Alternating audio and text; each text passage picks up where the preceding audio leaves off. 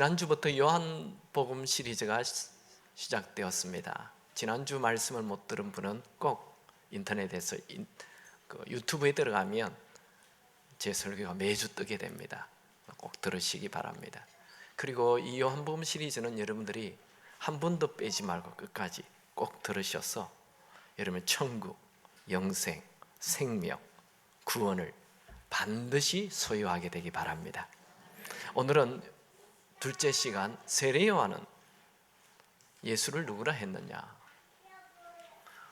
C.S. 루이스가 쓴 책 나니아 연대기 잘 아시죠? 거기 보면 어린 루시가 나와요. 하루는 그 아슬란 사자죠. 찾아다니다가 마침내 아슬란을 만나서 나누는 이야기입니다.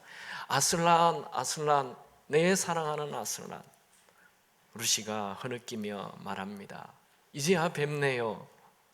아슬란은 루시를 보며 어서 오너라 아가야. 루시는 아슬란을 보면 아슬란 더 커지셨네요. 아니야, 그건 네가 나이를 더 먹었기 때문이지. 루시는 아슬란을 보며 아슬란이 더 커진 게 아니고요, 나는 그대로란다. 그러나 네가 한 살 더 먹을 때마다 내가 더 크게 보일 것이다. 나니아 연대기에 나오는 이 아슬란은 예수님을 상징합니다. 예수님은 우리가 예수님을 처음 아는 그 시간보다 시간이 지날수록 내 신앙이 커질수록 점점 예수님이 커져야 합니다. 요한복음을 기록한 사도 요한은 처음 예수님을 만났을 때 사람 예수님인 줄 알았어요. 나중에는 랍비 예수인 줄 알았어요. 점점 예수가 커져갑니다.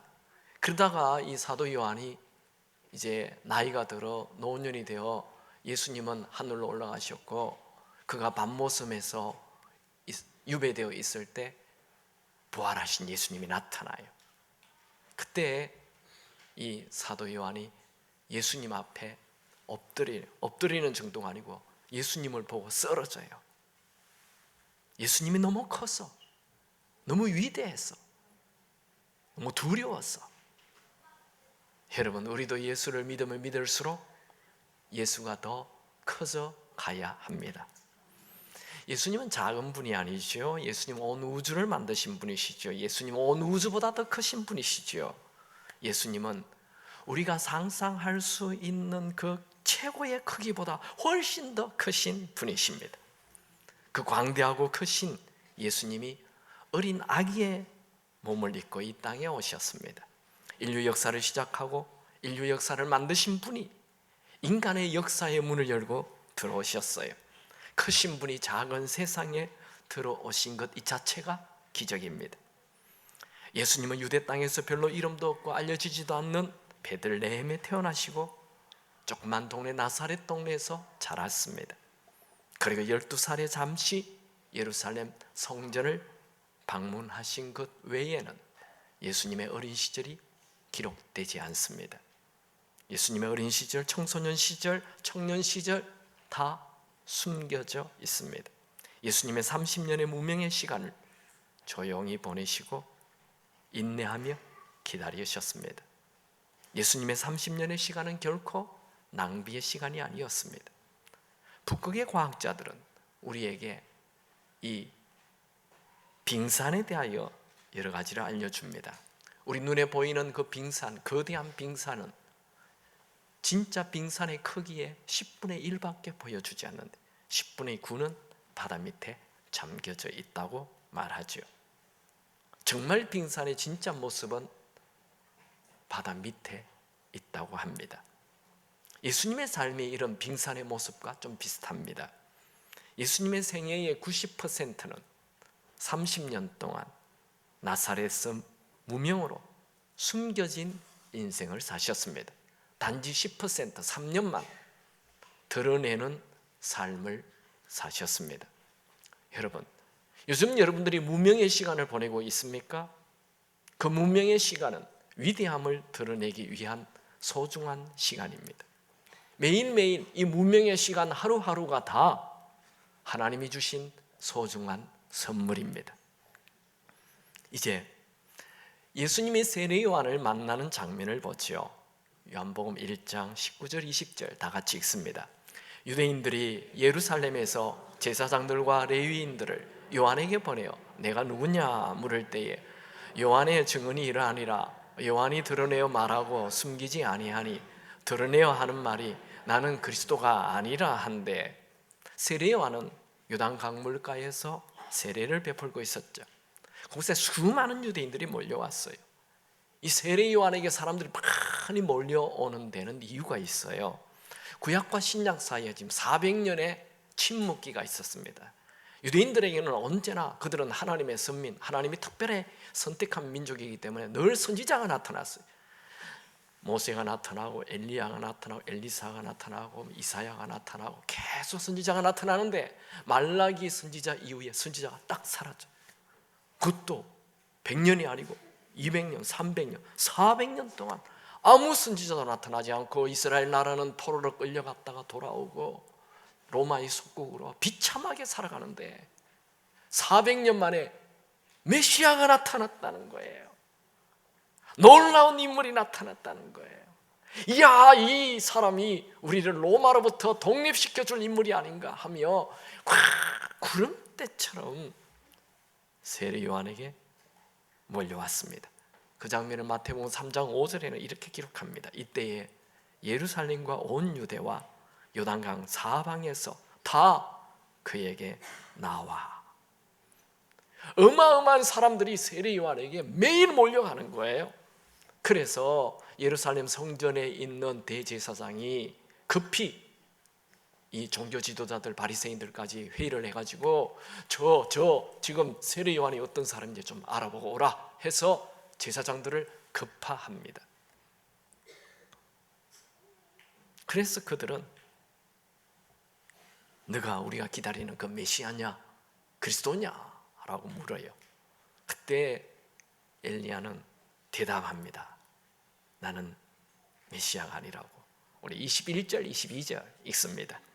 또 묻되 그러면 누구냐? 내가 엘리야냐? 이르되 나는 아니라. 또 묻되 내가 그 선지자냐? 대답하되 아니라. 또 말하되 누구냐? 우리를 보낸 이들에게 대답하게 하라. 너는 내게 대하여 무엇이라 하느냐? 제사장들은 요한에게 네가 그리스도가 아니면 그러면 엘리야냐? 또 아니면 그 선지자냐? 물었어요.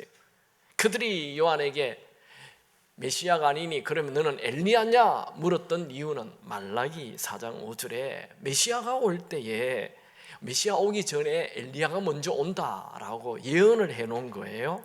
말라기 4장 5절을 보면 보라 여호와의 크고 두려운 날이 이르기 전에 내가 선지자 엘리야를 너에게 보내리니. 이 질문에 세례 요한은 나는 엘리야가 아니다 라고 대답을 해요. 그런데 나중에 예수님께서 세례 요한을 얘기할 때 그가 엘리야가 맞다라고 말씀하십니다. 누가복음 1장 17절에 보면 그가 세례 요한이에요. 또 엘리야의 심령과 능력으로 주 앞에 먼저 와서 아버지의 마음을 자식에게 거스르는 자를 의인의 슬기에 돌아오게 하고 주를 위하여 세운 백성을 준비하리라. 그러면 왜 이 세례 요한은 자기에게 네가 엘리야냐 물을 때 네 맞습니다, 내가 메시아 앞에 오는 엘리야 맞습니다 해야 되는데 왜 아니라고 대답했습니까? 예수님도 맞다고 하는데 그 이유는 그가 자신을 겸손하게 낮추기 위함입니다. 그는 모든 것 예수님의 모든 영광을 예수님에게 돌리기 위해서 그렇게 한 것입니다. 그러면 제사장들이 너는 그리스도도 아니고 엘리야도 아니니 그러면 그 선지자냐 이렇게 물었어요. 이 그 선지자는 또 뭐냐 하면요, 모세가 나중에 나와 같은 선지자가 올 거다라고 예언을 신명기 18장 15절에 했어요. 내 하나님 여호와께서 너희 가운데 내 형제 중에서 너를 위하여 나와 같은 선지자 하나를 일으키시리니 너희는 그의 말을 들을지어다. 그래서 네가 그러면 그 선지자냐 이렇게 물었던 거예요. 세례 요한은 아니라 나는 주의 길을 걷게 하라고 광야에서 외치는 자의 소리다 라고 대답합니다. 요한복음 1장 23절 24절에 있습니다. 이르되 나는 선지자 이사야의 말과 같이 주의 길을 곧게 하라고 광야에서 외치는 자의 소리로라 하니라. 그들은 바리새인들이 보낸 자라. 소리는 공중에 퍼지고 사라지는 거예요. 세리요한은 겸손의 거장입니다. 세리요한은 그 당시 인기 절정에 있는 사람입니다. 오늘날 같으면 모든 TV 공영 방송에 매일 아침마다 방송이 되는 최고의 인기 스타입니다. 그러나 세리요한은 예수를 드러내는 소리로, 허공에 사라지는 소리로 만족하였습니다. 그는 자기가 누군지 정확하게 알고 그렇게 살죠. 요한의 관심은 자기의 인기가 올라가는 것 아니었습니다. 그의 관심은 예수님뿐입니다. 왜 하나님은 400년 동안 침묵하던 이 이스라엘 땅에 세례 요한을 우뚝 들어서셨나요? 그는 자신이 잠시 나타났다가 사라지는 소리로 알고 그렇게 살았기 때문입니다. 소리는 결코 눈에 보이지 않는 것이지요. 여러분, 스타가 누구예요? 스타, 아재 개그, 스스로 타락한 사람. 그럼 성경적인 스타는 어떤 사람이에요? 성경적인 스타는 예수님이 태어날 때 나타난 그 별이 성경적인 스타예요. 예수님이 태어나는 곳을 딱 비추고 사라지는 것, 이게 성경적인 스타예요. 성경적인 스타는 예수만 드러내고 자기는 사라지는 사람, 그 사람이 스타예요. 제가 코스타 집회를 가보면 이 해외에 예수 믿는 사람들이, 유학생들이 1000명, 2000명 이렇게 모여요. 집회를 하면 거기에 이 김치를 다 갖다 대는 사람이 있어요. 간식을 다 갖다 주는 사람이 있어요. 그런데 사라져요. 누군지 몰라요. 누가 갖다 줬는지 몰라요. 물어도 대답 안 해요. 그 중에 여기 한 명 앉아 있는데 그 사람 내가 했어요 얘기 안 해요. 여러분, 1000명의 김치를 하는 게 쉽습니까? 그거 몇 주 전부터 준비해서 그 구하기 힘든 고추장 구해서 그렇게 하는데 누가 했는지 얘기하지 않아요. 그럼 저희 교회가 그 상가에 있다가 이 교회에 왔는데 참 제가 굉장히 좋은 게 하나 있어요. 예배 드릴 때 너무너무 좋아요. 뭐 때문에 제가 그래 좋아합니까? 예배 드릴 때 이거 아시는 분인지 왜 좋아합니까? 거기도 뭐 제법 크잖아요. 근데 거기랑 여기랑 뭐가 그래 다릅니까? 기둥이 없는 겁니다. 기둥이 없어서 예배 때 너무 좋은 거예요. 우리 교인들이 그 자기로 결정한 사람들은 기둥 뒤에 앉아 있잖아요. 근데 여기는 이제 기둥이 없잖아요. 이게 제일 좋아요. 건물에 기둥이 없이 됩니까? 기둥이 필요하죠. 그런데 이 기둥이 이렇게 눈에 드러나 있으면 불편해요. 기둥은 보이지 않아야 돼요. 여러분들 교회를 든든히 세우는 자인데 보이지 않는 자 되기 바랍니다. 세우고 사라져야 돼요. 내가 하고 사라져요. 주님만 드러나면 되는 거예요. 여러분, 우리는 주님께 쓰임받기 위해 태어났습니다. 주님께 쓰임받는 것으로 만족하시기 바랍니다. 우리 악수해야 되겠죠. 쓰임받는 인생을 삽시다. 자, 예루살렘 성전에서 온 이 제사장들이 다시 세례 요한에게 물어요. 1장 25절 읽습니다. 또 물어 이르되 내가 만일 그리스도도 아니요 엘리야도 아니요 그 선지자도 아니다 할진대 어찌하여 세례를 베푸느냐? 이제 질문이 세례로 돌아갔습니다. 세례는 출애굽한 이스라엘 백성들이 광야에서 40년 방황 생활하다가 가나안 땅에 들어갈 때, 새로운 땅에 들어갈 때 요단 강물을 통과하지요. 그래서 사도 바울이 나중에 이것을 해석할 때 이걸 영적인 세례라고 얘기를 하죠. 또 구약 유대인들이 자기 유대인들 말고 유대교를 믿기 위해 들어오는 사람들이 있어요. 이방 사람이 유대교에 들어오는 사람들에게는 물로 이렇게 여기 물로 잠그어서 한번 세례를 했어요. 그런 게 이렇게 남아 있어요. 세례는 죄를 씻는 것을 상징해요.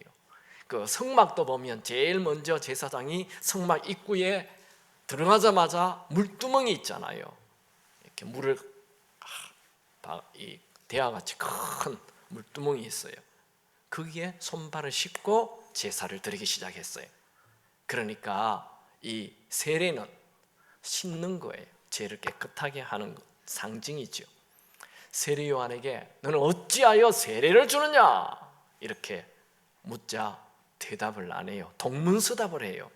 나는 단지 물로 세례를 줄 뿐이고 그보다 내 뒤에 오시는 그분에게 관심을 가지라 답합니다. 26절 27절 같이 읽습니다. 요한이 대답하되 나는 물로 세례를 베풀거니와 너희 가운데 너희가 알지 못하는 한 사람이 있었으니 곧 내 뒤에 오시는 그이라. 나는 그의 신발끈을 풀기도 감당하지 못하겠노라 하더라. 세례 요한의 관심은 예수님 뿐입니다. 세례 요한은 자신은 예수님의 신발끈 풀기에도 감당할 수 없을 만큼 그분은 크신 분이다. 유대 고대 문헌을 보면 예수님 당시 아무리 스승이라도 제자에게 신발끈을 묶게는 하지 말라 그런 문헌이 있어요. 왜요? 그건 무도운 집안이기 때문에 그들이 이 신발, 우리 같으면 그런 슬리퍼 같은 그런 걸 신고 다니는데 땀과 먼지가 이렇게 범벅이 되어 발냄새가 많이 나는 거든. 그래서 그 일은 제자들에게 하면 안 된다. 그 일은 종들, 노예들에게 시켜야 하는 것이다 라고 얘기가 되어 있어요. 그런데 그 일을 자기는 예수님에게 종이 돼도 좋겠다. 그래도 그 일을 감당할 수 없던 만큼 예수님은 위대한 분이다. 그렇게 말합니다. 지금 세례 요한은 그 당시 유대 종교 지도자들이 주목할 만큼 카리스마가 넘치는 선지자였고 모든 백성들이 그에게 매일 몰려오게 하는 그런 인기인이었습니다. 그런데 자신은 뒤에 오는 메시아의 신발끈도 풀 수 없을 만큼 노예만큼도 못한 존재라고 고백하고 있습니다. 세례 요한은 자기의 성공보다도 예수님이 훨씬 크셨습니다. 세례 요한은 자기의 인기보다도 예수가 크셨습니다. 세례 요한은 자기 자신의 성공이나 돈보다도 예수가 컸습니다. 여러분, 여러분의 성공보다 예수가 크기 바랍니다. 내 인기보다 예수가 크기 바랍니다. 여러분 자신이 드러나기보다 예수가 드러나기 바랍니다. 이제 이 세례 요한은 예수님을 만나 예수님이 누군지 말하게 됩니다. 첫 번째로 세례 요한이 만난 예수는 세상 죄를 해결하는 그리스도입니다. 1장 29절을 같이 읽죠. 이튿날 요한이 예수께서 자기에게 나오심을 보고 이르되 보라 세상 죄를 지고 가는 하나님의 어린 양이로다. 세례 요한은 예수님이 세상 죄를 지고 가는 그리스도 메시아로 알았어요. 그는 예수를 그냥 이스라엘의 죄를 지고 가는 자가 아니라 온 세상 죄를 지고 가는 그리스도로 구세주로 알았습니다. 그 당시 유대인들 머리에 예수님이 이스라엘 사람들의 죄를 해결하는 메시아다 이 정도는 기억을 하지만 이스라엘을 넘어 온 세상을 구원하는 메시아라는 이런 사상은 그들에게 없었어요. 유대인들은 워낙 자기가 하나님이 선택한 민족이라는 이 프라이드가 너무 강했어요. 구약에는 이스라엘 백성들이 전도 안 했다는 거 아시죠? 구약에는 아무도 전도하지 않습니다. 그만큼 프라이드가 세요. 우리 안에 들어오는 거 함부로 들어오지도 말라. 전도도 안 해요. 굉장한 프라이드가 있는데 예수님은 이스라엘을 구원하는 메시아가 아니라 온 세상의 죄를 구원하는 메시아라고 말을 합니다. 세례 요한은 또 하나님의 어린 양이다. 예수님을 그렇게 소개해요. 어린 양은 죄를 해결한다는 것, 유월절부터 유대인들에게 생긴 생각입니다. 그 모세는 율법에 죄를 범하면 어린 양을 잡아 그렇게 제사를 드리라 얘기하였죠. 세례 요한은 평생 광야에서 메시아를 기다리며 살았습니다. 그런 어린 시절부터 부모를 떠나요. 광야에 나가 속세를 떠나 기도하며 지냈습니다. 그는 자기 앞에 나타난 그 메시아, 그 예수가 자기 앞에 설 때 그의 가슴이 고동치기 시작했습니다. 세례 요한은 일찍부터 예수님을 안 것 아니에요. 우리는 예수님이 어린 시절 태어날 때 세례 요한이 6개월 먼저 태어났다는 거 알아서 사촌간이니까 엘리사벳과 마리아가 사촌간이니까 이렇게 이모지간이 이렇게 서로 친하게 어린 시절을 보내서 이렇게 다 서로 아는 사이인가 보다 이렇게 상상할 수 있는데, 성경에 누가복음에 보면 세리와는 아이 때 광야로 가요. 그 아이라는 파이도라는 단어는 그냥 한 10살 정도 때에 그냥 일찍 광야로 나간 거예요. 그리고 예수를 만난 적이 없어요. 근데 지금 30살이 되어 서로 30살에 지금 예수님을, 세리요한과 예수님이 처음 만나는 거예요. 세례 받기 전에. 그 성경에 나오죠. 30절 31절 같이 읽습니다. 내가 전에 말하기를 내 뒤에 오는 사람이 있는데 나보다 앞선 것은 그가 나보다 먼저 계심이라 한 것이 이 사람을 가리킴이라. 나도 그를 알지 못하였으나 내가 와서 물로 세례를 베푸는 것은 그를 이스라엘에 나타내려 함이라 하니라. 세례는 죄인이 물로 세례를 받아 깨끗하게 새롭게 되는 그런 의식이죠. 그런데 아무 죄 없는 예수님이 세례를 받기 위해 요단 강물에 섰어요. 아니, 예수님이 죄가 있어서 지금 세례를 받습니까? 다 죄 있는 사람들이 와서 세례 받고 새 마음으로 지금 사는 거잖아요. 여러분, 우리는 예수님이 십자가에 달려 죽으실 때 죄인으로 죽으셨다는 거 아시죠? 우리의 죄를 다 뒤집어 쓰고 우리 죄를 다 그 몸에 안고 죄인으로 십자가에서 처벌받았다는 거 알아요. 그런데 예수님이 세례를 받을 때도 죄인으로 세례를 받고 공생애가 시작되는 거예요. 온 인류의 죄를 대신한 죄인으로 그 앞에 섰어요. 그때 하늘에서 한 목소리가 들리지요. 세례를 받고 탁 올라올 때 하늘 문이 열리고, 요한복음에는 안 나와 있는데 마태복음에 보면 마태복음 3장 17절 하늘로부터 소리가 있어 말씀하시되 이는 내 사랑하는 아들이요 내 기뻐하는 자라 하시니라. 예수님은 아무 죄도 없는데 하나님 말씀에 순종하여 죄인의 모습으로 세례를 받는 것 하나님이 기뻐하셨습니다. 예수님의 30년 침묵 시간을 마치고 이제 공생애를 막 시작할 때 하늘로부터 내 사랑하는 아들이요 라는 말씀을 듣게 됩니다. 우리에게도 이런 사랑의 음성, 사랑의 확신이 필요합니다. 예수님은 언제나 어디를 가나 가난하거나 먹을 것이 있거나 없거나 사람들이 욕을 하거나 비난을 하거나 막 십자가에 못 박을 때도 심지어 언제나 이 마음 안에 나는 하나님의 사랑받는 아들이야 라는 그 확신을 가지고 사셨습니다. 여러분들이 예수님을 주인으로 영접하는 순간 하나님의 사랑받는 자녀가 됩니다. 그 이후 언제 어디에 있든지 누가 알아주든 알아주지 않든 무명의 자리에 있든지 상관없이 나는 하나님의 사랑받는 자다 라는 확신을 가지고 매일 사시기 바랍니다. 살다 보면 우울이 밀려올 때가 있어요. 살다 보면 외로울 때가 있어요. 살다 보면 오해를 받을 때도 있어요. 그럴 때도 나는 하나님의 사랑받는 아들이야, 딸이야. 이 마음을 가지면 모든 어려움을 다 이길 수 있는 것이죠. 세례 요한이 본 예수님은 온 세상 죄를 해결하는 하나님의 어린 양, 즉 그리스도 메시아입니다. 여러분은 예수님이 내 죄를 위해 죽으신, 나를 구원하신 그리스도이심을 믿습니까? 도대체 내가 뭐길래 하나님이신 예수님이 이 땅에 어린아이로 오셔서 30년 동안 무명으로 계시다가 내 죄를 위해 십자가에서 죽으신단 말입니까? 이게 웬 사랑입니까? 이게 웬 은혜입니까? 예수님이 죽으시고 내 생명을 살린다는 게 이게 도대체 말이 됩니까?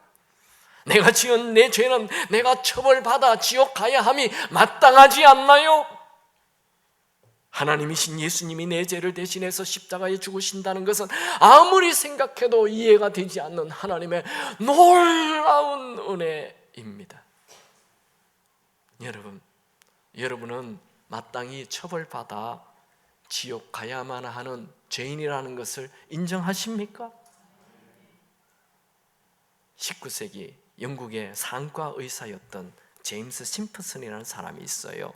그는 1847년 처음으로 클로로폼 마취제를 사용해서 그 외과 수술할 때 고통하는 사람들의 그 고통을 없애버렸어요.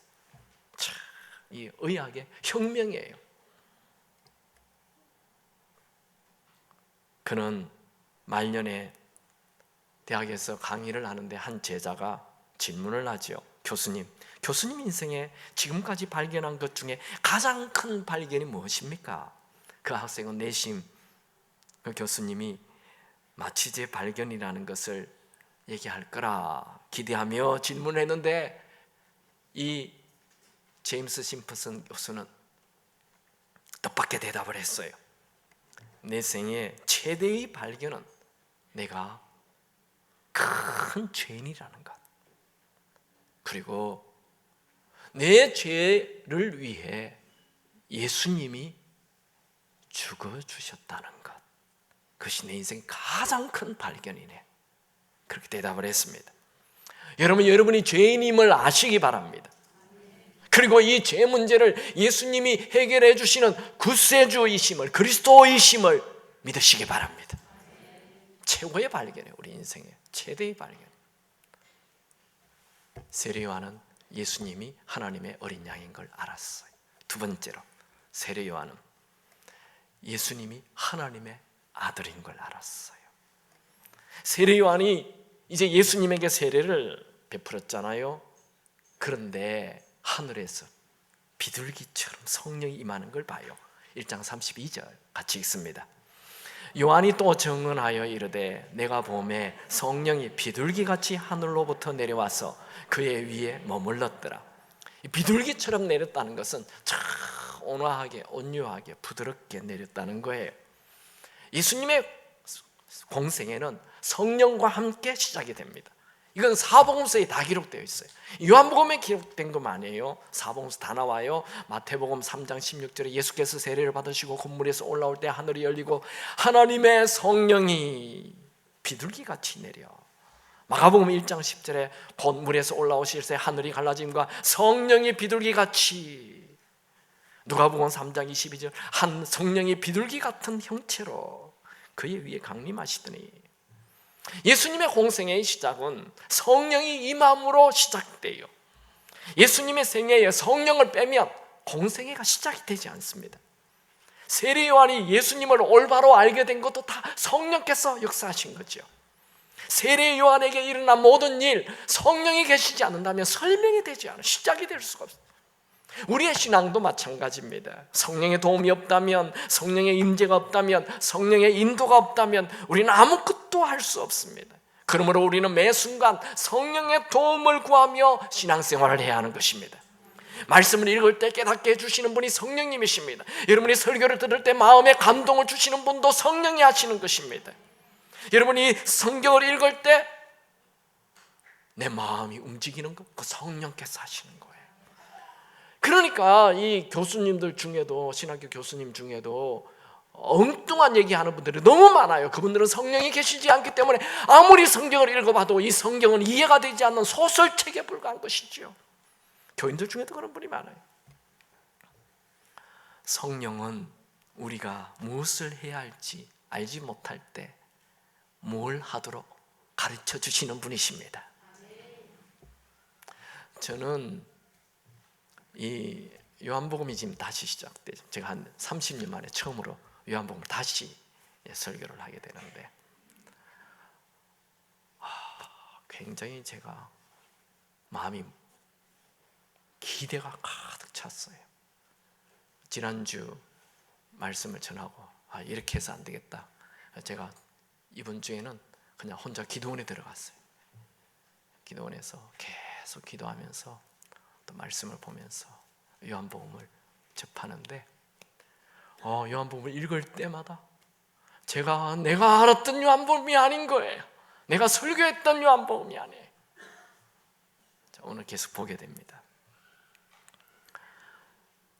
성령께서 우리에게 말씀해 주십니다. 여러분, 이 험악한 세상을 어떻게 우리 혼자 힘으로 살겠습니까? 이 험악한 세상을 이기는 인생 살게 해주시는 분, 성령님이십니다.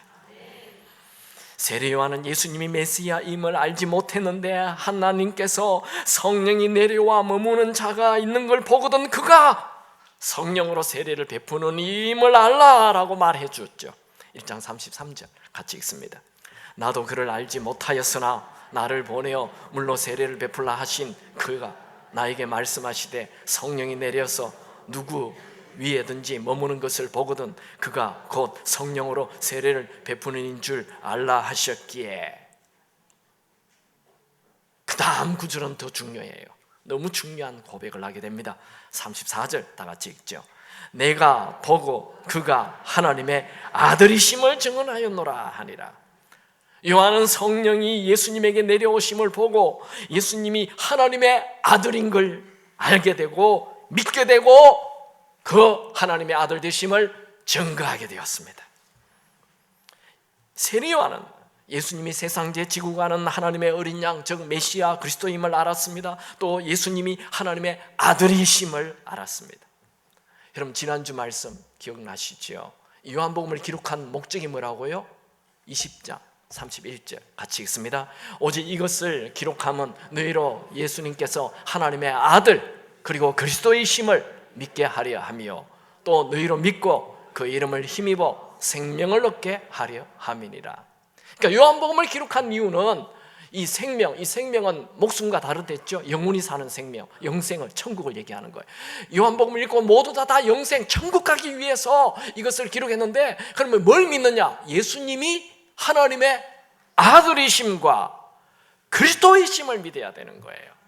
우리는 다 예수님이 그리스도이심을 다 믿어요. 내 죄 문제 해결해 주는 구세주임을 다 믿어요. 그런데 그 앞에 있는 더 중요한 하나님의 아들이심을 믿어야 되는 거예요.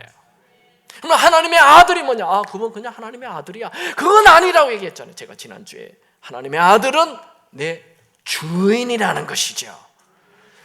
예수를 믿는 게 뭐라고요? 예수를 영접하는 게 믿는 거예요. 여러분, 예수님은 그냥 하나님의 아들이야, 구세주야, 그거 아무 소용없어요. 그럼 지식적인 동의는 나와 아무 상관이 없는 거예요. 그와 똑같아요. 나폴레옹 옛날에 살았어. 이순신 장군 살았어. 예수님도 살았어. 똑같은 거예요. 지식적인 동의, 그거는 우리로 하여금 천국 가게 하지 않습니다. 여기에 하나님의 아들, 하나님의 아들은 뭐라고요? 내 주인으로 그분을 내 마음에 영접해야 하는 거예요. 그러니까 예수님이 나의 주인으로 영접되지 아니하면 천국, 영생 없어요. 천국 못 가요. 예수님이 내 안에 주인으로 들어와야 돼요. 지난주에도 읽었지만 다시 읽읍시다. 요한일서 5장 11절 12절 이 남성 구절의 시작. 또 증거는 이것이니 하나님이 우리에게 영생을 주신 것과 이 생명이 그의 아들 안에 있는 그것이니라.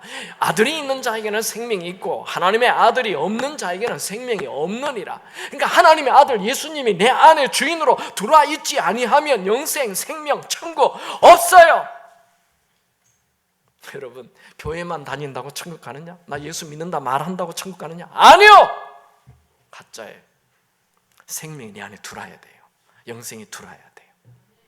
예수님의 라오디게아 교회 다니는 그 교회 다니는 사람들에게 예수님을 주인으로 모시지 않고 그냥 미지근하게 왔다 갔다 그냥 뜨겁든지 미지근하게 사는 그들을 향하여 뜨겁든지 차갑든지 하라!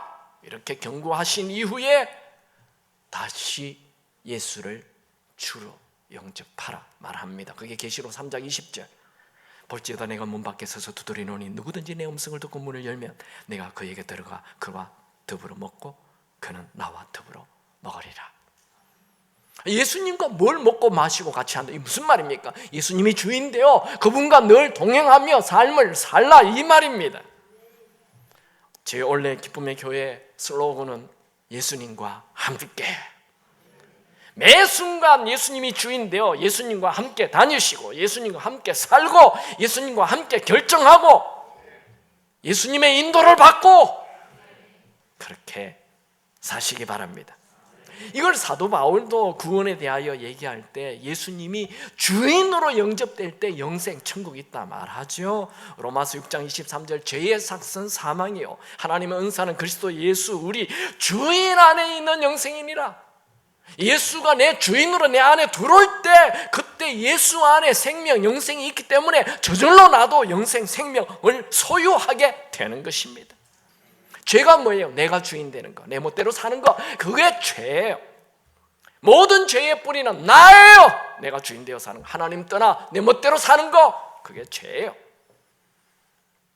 천국, 영생은 생명이신 영생이신 그분이 내 안에 주인으로 들어올 때 소유하게 됩니다. 여러분 정말 예수님을 주인으로 모시고 살기 바랍니다. 이제 여러분들이 성경을 읽다가 하나님의 아들이라는 단어가 나오면 이분은 나의 주인이야 라고 받아들여야 돼요. 예수님을 구세주로 하나님의 아들로 말로만 믿는다고 한다고 천국 가는 거 아닙니다. 반드시 예수님을 내 주인으로 영접해야 되는 거예요. 세례 요한은 어린 나이에 집을 떠나 광야에서 30년을 살면서 30년 만에 처음으로 예수님이 세상제 지고 가는 하나님의 어린 양 구세주로 알았고 하나님의 아들임을 알았어요. 그런데 우리는 너무나 쉽게 예수님이 내 구세주고 하나님의 아들임을 우리는 알아요. 이제 우리의 숙제는 예수님을 하나님의 아들로 즉 내 주인으로 모시고 사는 것입니다. 여러분 예수님을 주인으로 모시고 여러분의 인생이 정말 인생이 인생으로 끝나지 말고 인생이 영생이 되기 바랍니다. 여러분의 삶의 주도권을 그분에게 드리십시오. 내가 주인 되어 살면 내가 아무리 세상적으로 성공해도 내 주변 사람들에게 다 상처만 주는 사람이 됩니다. 예수님이 내 주인이 되면 천국 가는 것일 뿐만 아니라 이 세상에서도 천국과 같은 삶을 살게 됩니다. 여러분 죽어서만 천국 가려고 하지 마시고 이 땅에서도 예수님이 주인이 되어 천국처럼 사시기 바랍니다. 예수님이 주인이 되면 죽음 이후에 천국 가는 거 당연하죠. 예수님이 주인이 되면 천국을 앞당겨 살게 됩니다. 천국은 내가 죽어서 가는 장소의 변화가 아니라 내 인격의 변화, 내 삶의 변화인 것입니다. 천국은 예수님이 내 안에 들어오는 순간 시작됩니다. 요한복음 10장 10절에 내가 온 것은 양으로 생명, 이 생명이 영생이라 했죠. 생명을 얻게 하고 더 풍성하게 하려는 것이라. 여러분 혼돈의 내 삶, 두려움의 내 삶, 어두움의 내 삶에 예수님이 내 주인으로 들어오셔서 평안과 기쁨이 넘치는 이 신비에 참여하시기 바랍니다. 온 우주보다 크신 분이 자꾸도 작은 내 안에 천하고 누추한 내 안에 들어오신다는 이게 웬 은혜입니까? 웬 축복입니까? 처음에는 예수를 영접한다는 게 뭔가라는 게 좀 잘 몰라도 예수님을 주인으로 모시고 살면 점점 예수가 커져요. 나는 자꾸 작아져요. 예수를 믿으면 믿을수록 예수가 커져야 정상입니다. 여러분에게 예수가 커지고 여러분은 작아지게 되길 축원합니다. 내 모습은 사라지고 예수가 자꾸 드러나야 돼요. 예수를 믿을수록 예수가 주인이 될수록 토라지고 빼딱해지고 심통 부리고 저기압되는 것 다 사라집니다. 예수가 주인이 되면 나는 중요하지 않아요. 예수가 중요해요. 주변 사람들이 정말 예수님 같아요 이런 말을 듣게 되는 거예요. 우리 옆에 있는 분 한번 악수합시다. 예수님 같습니다. 한 번 더 합시다. 옆에 있는 분은 손을 꽉 잡고 예수님 같아요. 네, 양심에 찔림이 있기 바랍니다.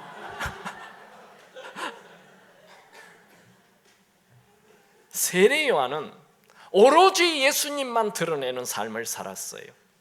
여러분 오늘 본문 보면 1장 25절에 세례 요한에게 그 사람들이 제사장들이 와가지고 너는 메시아도 아닌데 그 선지자도 아닌데 엘리야도 아닌데 왜 세례를 주느냐 이렇게 질문할 때 세례 요한은 동문서답안 됐죠. 나는 물로 세례를 주지만 내 뒤에 오는 그분 내 신발끈 풀기도 감당하지 못하겠다 이런 얼토당토 않는 대답을 했어요. 근데 그 대답을 언제 합니까? 31절에 대답을 해요. 31절 내가 와서 물로 세례를 베푸는 것은 너 왜 세례 주느냐 물었잖아요. 내가 세례를 베푸는 것은 그를 예수를 이스라엘에게 나타내려 함이라. 그러니까 이 세례 요한이 세례 주는 이유, 목적, 자기가 설교하는 이유, 그 목적, 자기 존재의 이유, 자기 비전, 자기 꿈, 자기 미래 전부 다 예수뿐인 거예요. 그의 인생의 목표는 예수였어요. 세례 요한은 가족도 어릴 때 한 10살 정도 가족도 버리고, 그는 결혼도 포기하고, 그는 오로지 예수를 전하는 소리로 만족하였어요. 나중에 세례 요한은 예수님에게서 여자가 낳은 사람 중에 가장 큰 자다 라는 칭찬을 받게 됩니다. 여러분, 이 세상에 왜 존재합니까? 어떤 모양으로도, 어떤 모양이든 예수를 나타내기 위해 존재해야 합니다. 우리는 내가 커지면 안 됩니다. 예수가 커져야 합니다. 뉴욕 메트로폴리탄의 유명한 지휘자였던 토스카니니의 일화입니다. 그가 베토벤 교향곡 9번 합창을 지휘했습니다. 연주가 끝나자 관객들은 전원 기립하여 열광적인 박수를 보냈습니다. 지휘자인 토스카니니는 청중들에게 절하고 또 절하고 절하였습니다. 그래도 박수가 끝나지 않자 토스카니니는 무대 중앙에 와서 다시 한번 절했습니다. 그가 악단 쪽으로 돌아서자 단음들도 그에게 박수를 보냈습니다. 마침내 박수 소리가 줄어들자 토스카니는 청중 쪽을 향하여 등을 보이고 단원들에게 갔습니다. 그리고 말했습니다. 여러분, 저는 아무것도 아닙니다. 그리고 연주를 아름답게 한 여러분들도 아무것도 아닙니다. 모두 베토벤 그만이 모든 것입니다. 여러분, 우리는 아무것도 아닙니다. 내 인생 아무리 잘 살아도 그것 아무것도 아닙니다.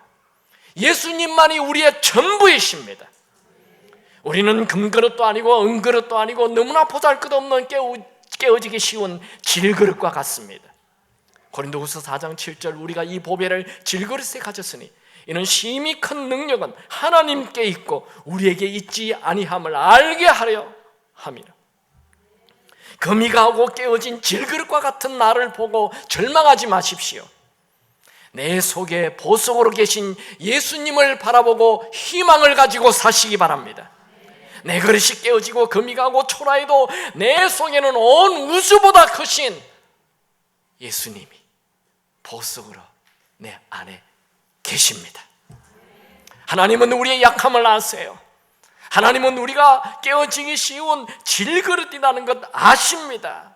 이 보잘품없는 질그릇 안에 예수님을 넣으시면 예수님을 드러나게 하기 위함입니다. 하나님은 우리 같은 자를 통해 하나님의 예수님의 그 위대함을 드러내시길 원하십니다. 나는 아무것도 아닙니다. 예수가 나의 주인이십니다. 예수님이 주인인 된 자로 사는 인생, 멋진 인생입니다. 여러분이 위대한 업적 없어도 돼요. 세례 요한 위대한 업적 없었어요. 그의 관심은 오직 예수 드러내는 것밖에 없었는데 예수님이 여자가 낳은 사람 중에 가장 위대한 자라고 했어요. 여러분이 예수님을 주인으로 모시고 사는 이 삶 자체가 하나님 보시기에 칭찬받는 삶이 될 것입니다. 우리 인생은 마지막 날 반드시 하나님 앞에 서서 두 가지 답을 들어요. 하나는 약하고 게으른 종아, 책망받은 인생이 될 수 있고, 또 하나는 착하고 충성된 종아라는 칭찬을 받을 수 있습니다. 사람들의 인기, 사람들의 칭찬에 귀 기울이지 마시고 하나님의 칭찬을 바라보며 오늘도 예수님이 주인 되는 삶을 사시길 축원합니다. 우리 한번 기도합시다. 주님, 입으로만 말로만 예수님을 주인으로 부르지 말고 매 순간순간 예수님이 주인 되는 삶을 살게 하옵소서. 나는 작아지고 예수가 커지게 하옵소서. 우리 모두 한번 주여 외치고 기도하겠습니다. 주여,